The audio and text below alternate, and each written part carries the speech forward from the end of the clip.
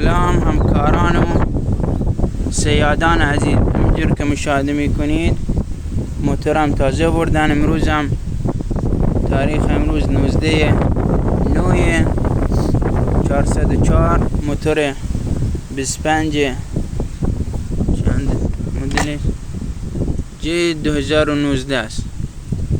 موتور صاف کار نمی کرد روی سلو اینا.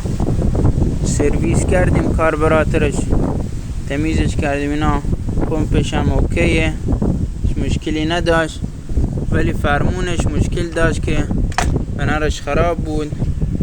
پنر قدیمیشه که اینا گیر نمیان، با این سیم وسطش گیر نمیاد که ما قبلا یکی از این باز کرده ها داشتیم که برداشتیم گذاشتیم براش.